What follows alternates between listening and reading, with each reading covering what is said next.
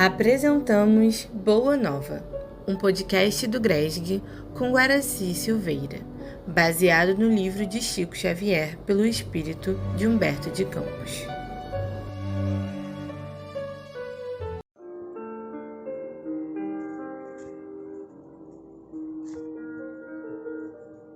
Jesus e o Precursor.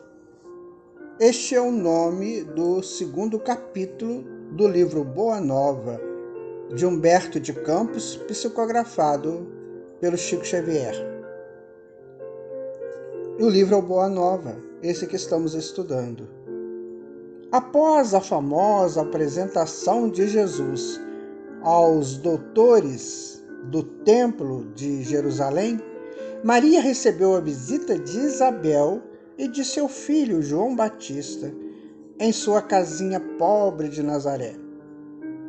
Depois das saudações habituais, do desdobramento dos assuntos familiares, as duas primas entraram a falar de ambas as crianças, cujo nascimento fora antecipado por acontecimentos singulares e cercado de estranhas circunstâncias. Enquanto o patriarca José atendia às últimas necessidades diárias da sua oficina humilde, entretinham-se as duas em curiosa palestra, trocando carinhosamente as mais ternas confidências maternais. O nosso inconsciente, ele tem uma propriedade que é de gerar imagens. Essas imagens têm som, têm cor, têm até cheiros.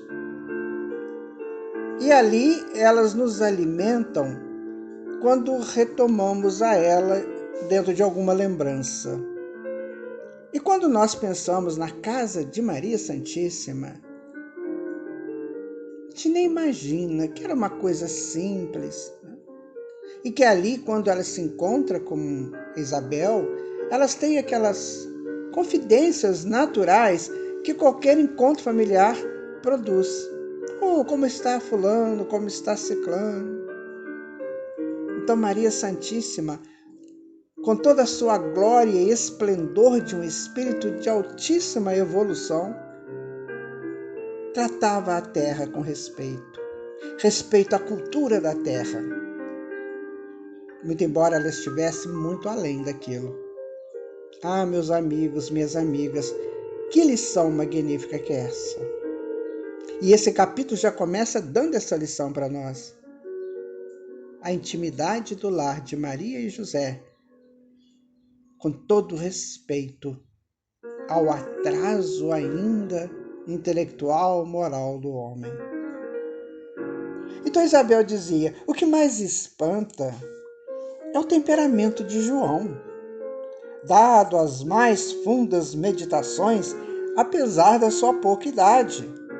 Não raro procuro inutilmente em casa, para encontrá-lo quase sempre entre as figueiras bravas ou caminhando ao longo das estradas adustas, como se a pequena fronte estivesse dominada por graves pensamentos.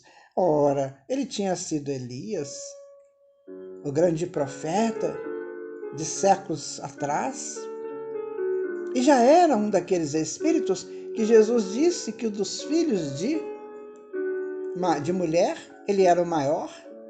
Então são espíritos diferenciados. E se você, meu amigo, minha amiga, tiver aí na sua casa ou na sua família ou entre seus amigos um espírito assim que foge um pouco do padrão da sociedade atual, respeite-o. Ele precisa de espaço. Ele precisa refletir, porque ele está bem além. Essas crianças, ao meu ver, respondeu-lhe Maria, intensificando o brilho suave de seus olhos, trazem para a humanidade a luz divina de um caminho novo. Oh, meu filho também é assim, envolvendo meu coração numa atmosfera de incessantes cuidados. Por vezes, Vou encontrá-lo a sós, junto das águas, e de outras em conversação profunda com os viajantes que demandam a Samaria ou as aldeias mais distantes nas adjacências do lago. Quase sempre surpreendo-lhe a palavra caridosa que dirige às lavadeiras, aos transeuntes, aos mendigos sofredores. Fala da sua comunhão com Deus com uma eloquência que nunca encontrei nas observações dos nossos doutores, e constantemente ando a cismar em relação ao seu destino. Apesar de todos os valores da crença, murmurou Isabel convicta, nós, as mães, temos sempre o espírito abalado por injustificáveis receios. E como se deixasse empolgar por amorosos temores, Maria continuou, ainda há alguns dias estivemos em Jerusalém nas comemorações costumeiras, e a facilidade de argumentação com que Jesus elucidava os problemas que lhe eram apresentados pelos orientadores do templo nos deixou a todos receosos e perplexos. Sua ciência não pode ser deste mundo, vem de Deus, que certamente se manifesta por seus lábios amigos da pureza. Notando-lhe as respostas, Eleazar chamou a José em particular e o advertiu de que o menino parece haver nascido para a perdição de muitos poderosos de Israel. É claro que um espírito dessa grandeza abala estruturas, né, meu amigo, minha amiga? É claro que abala. Não sei se você já teve a oportunidade de conversar com o espírito superior via mediúnica. Você fica abalado com a beleza, com a profundidade, com a potência daqueles espíritos. Imagina o Senhor Jesus. Como que ele deve ter abalado aquelas pessoas lá em Jerusalém? E Maria tinha receios. Maria pensava, o que vai ser do meu filho? Porque ele é grande demais. Esse povo não está pronto para recebê-lo. Ele que vai ter que se ajustar para ajudar esse povo. O povo não vai chegar até ele. Ele tem que chegar até o povo. E assim aconteceu. Maria pressentia isso. E Humberto de Campos aqui está narrando de uma maneira tão bonita, tão interessante, tão simples, mas ao mesmo tempo tão real. Imagina aquelas senhoras conversando de seus filhos, né? João Batista, Jesus, duas almas de escola e Maria Santíssima encarnadas no mesmo tempo na Terra. E tinha gente que preferia ainda a cruz, preferia ainda a guerra, preferia ainda os destroços morais como forma de vida. Com a prima ali escutar atentamente a palavra, Maria prosseguiu de olhos úmidos após ligeira pausa. Ciente desse aviso, procurei Eleazar, a fim de interceder por Jesus junto de suas valiosas relações com as autoridades do tempo. Pensei na sua infância desprotegida e receio pelo seu futuro. Eleazar prometeu interessar-se pela sua sorte. Todavia, de regresso a Nazaré, experimentei singular multiplicação dos meus temores. Então eu conversei com José, mais detidamente, acerca do pequeno, preocupada com seu preparo conveniente para a vida. Mas no dia que se seguiu às nossas íntimas confabulações, Jesus se aproximou de mim pela manhã e me interpelou. Mãe, que queres tu de mim? Acaso não tenho testemunhado a minha comunhão com o Pai que está no céu? Altamente surpreendida com a sua pergunta, respondi hesitante. Tenho cuidado por ti, meu filho. Reconheço que necessitas de um preparo melhor para a vida. Mas como se estivesse em pleno conhecimento do que se passava em meu íntimo, Jesus disse, Mãe, toda preparação útil e generosa no mundo é preciosa. Entretanto, eu já estou com Deus. Meu Pai, porém, deseja que de todos nós a exemplificação que seja boa, e eu escolherei desse modo a escola melhor. Vejam vocês que diálogo interessante esse de Jesus com a mãe dele. Jesus era um menino, provavelmente com seus 12 anos, e Maria Santíssima se preocupava muito com ele, e ele dizia: não, eu estou com o Pai. Aquele que está com o Pai não tem que se preocupar com nada. E eu vou ser fiel ao meu Pai. E você, meu amigo, minha amiga, pensa assim também, ser fiel a Deus? As estruturas que nos aguardam no nosso futuro são estruturas gigantescas. Quando nós conseguimos entrar em sintonia com o universo, tudo vai mudar em nossas vidas. Nós deixaremos as pequenas faixas aqui do planeta Terra para inteirarmos com faixas superiores que vigem em toda a plenitude no universo. E esse universo que é a nossa casa. Assim como você busca se aconchegar no ambiente da sua casa agora, aqui na Terra, nós vamos nos aconchegar no ambiente do universo. E Jesus estava muito além desse mesmo ambiente do universo, porque ele já estava com o Pai. Agora você pensa, que espírito é esse? No mesmo dia, embora soubesse das belas promessas que os doutores do templo fizeram na sua presença a seu respeito, Jesus aproximou-se de José e lhe pediu com humildade o admitisse em seus trabalhos. Desde então, como se nos quisesse ensinar que a melhor escola para Deus é a do lar e a do esforço próprio, concluiu a palavra materna com singeleza. Ele aperfeiçoou as madeiras da oficina, empunha o martelo e a enxó, enchendo a casa de ânimo com a sua doce alegria. Então você quer saber a infância de Jesus? Ele foi carpinteiro. Humberto de Campos aqui coloca para nós com todas as palavras: Jesus foi carpinteiro. Então Isabel escutava isso de Maria, né? Estava atenta àquela narrativa. E depois de outras pequenas considerações materiais, ambas observaram que as primeiras sombras da noite desciam na paisagem, acinzentando o céu sem nuvens. A carpintaria já estava fechada e José buscava a serenidade do interior doméstico para o repouso. As duas mães se entreolharam inquietas e perguntavam a si próprias para onde teriam ido as suas crianças. Nazaré, com a sua paisagem, das mais belas de toda a Galileia, é talvez o mais formoso recanto da Palestina. Suas ruas humildes e pedregosas, suas casas pequeninas, suas lojas singulares se agrupam numa ampla concavidade em cima das montanhas, ao norte do Monte Esdrelon. Seus horizontes são estreitos e sem interesse, contudo, os que subam um pouco além, até onde se localizam as casinholas mais elevadas, encontrarão para o olhar assombrado as mais formosas perspectivas. O céu parece alongar-se, cobrindo o conjunto maravilhoso numa dilatação infinita.